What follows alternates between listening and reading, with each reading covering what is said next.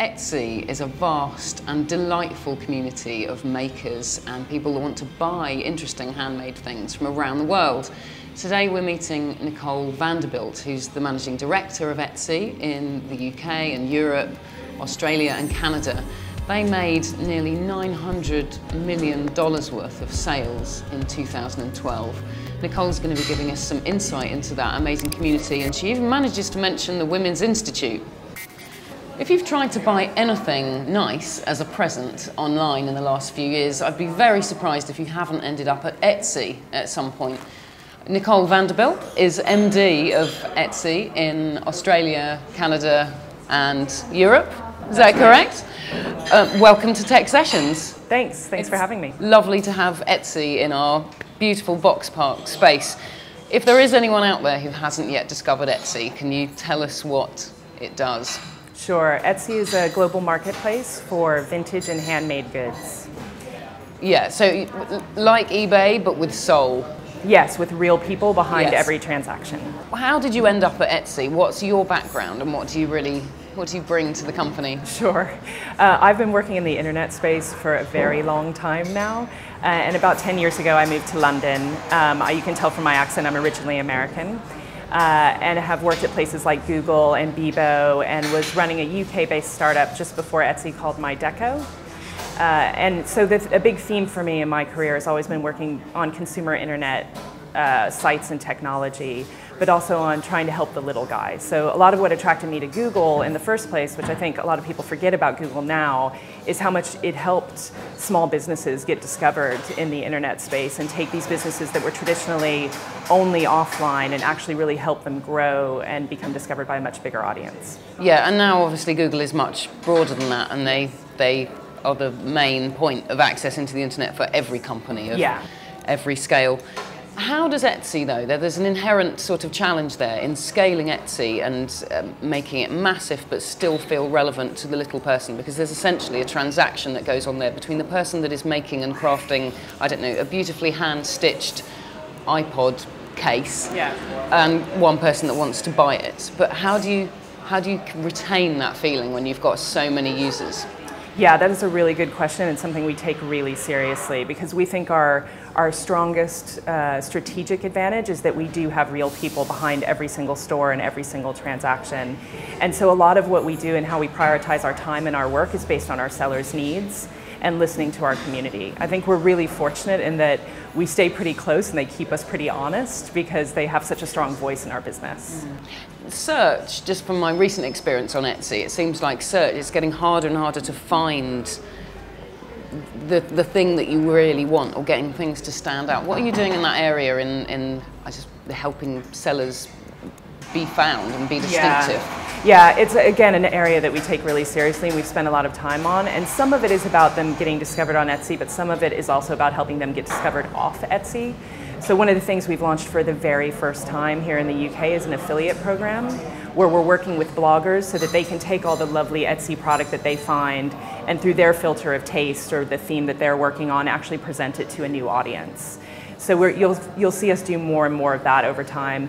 Pinterest, candidly, has been a really great gift to us because it's added another way to browse and discover products on Etsy that's off Etsy. Well, there's a really interesting dynamic there, because Pinterest, you could argue, is visual search for the web, and in contrast to the very sort of functional, much more mechanical way of searching, which is inputting text into Google, Pinterest provides a much more instinctive human response to something you like and you click it. Yeah. So, talk a bit more about what that means for Etsy, a kind of visual navigation of the web. Yeah, I think that's such a great question because it's the thing I personally am the most excited about, having worked in the internet space for a very long time and having seen it been mostly focused on things like airline tickets and books and digital cameras where structured data kind of let you get directly to a product very quickly. The last 3 years have been this amazing next phase for us in e-commerce, where suddenly there are products, it's viable to buy products that aren't these commodities, because for the first time you can actually browse them in a way that isn't about inputting text into a box.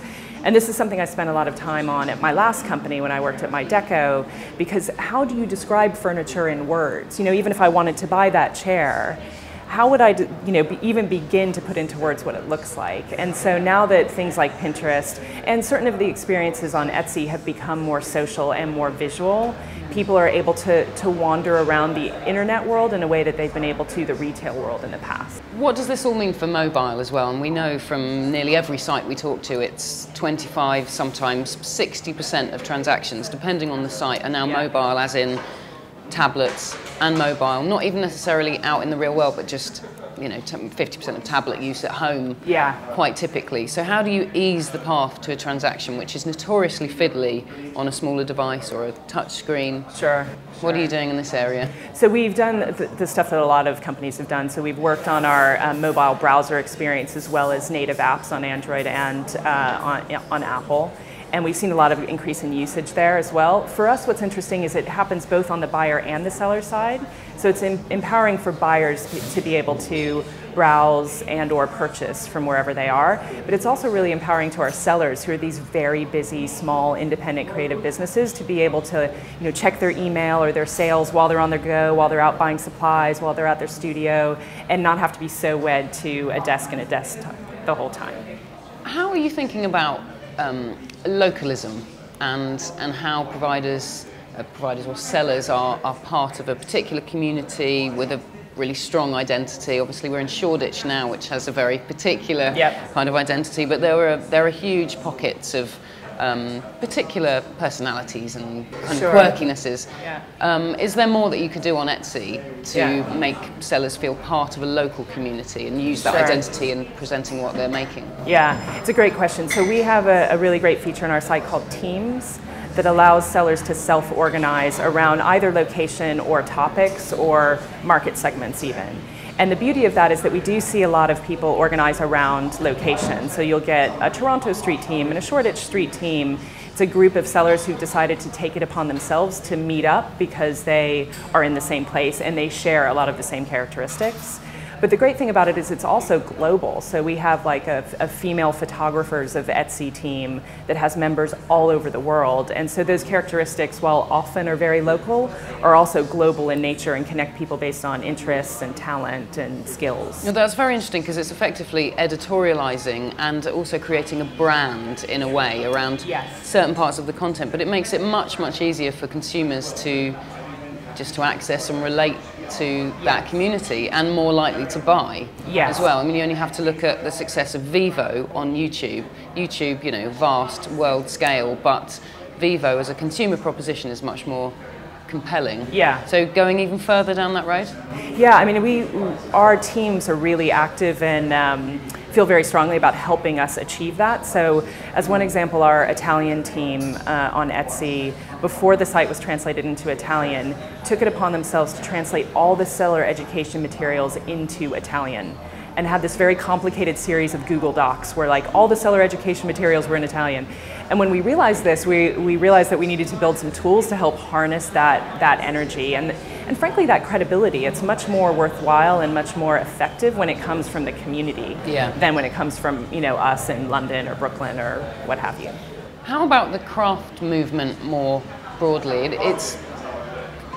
It's likely that it seems sensible that this craft community has partly sprung up in reaction to the quite clinical, homogenous, international nature of the internet and being connected, and there's the natural response to that is to try and do something a bit more human and tangible. Yes. So is it just a fad?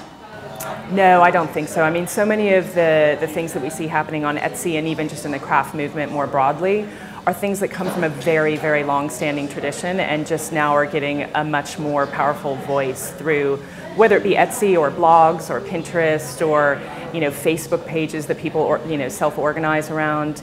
These aren't new things. The people used to get together in small communities. I mean, I think the Women's Institute in the UK is such a great example of that, and now the internet just empowers that in a better way. That is the first time the WI has been plugged in tech sessions, but I like it a lot.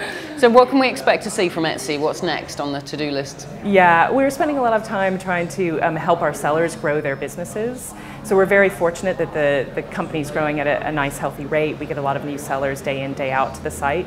Our question is, how do we help them grow And one of the things that we've launched very recently that we're excited about is Etsy wholesale.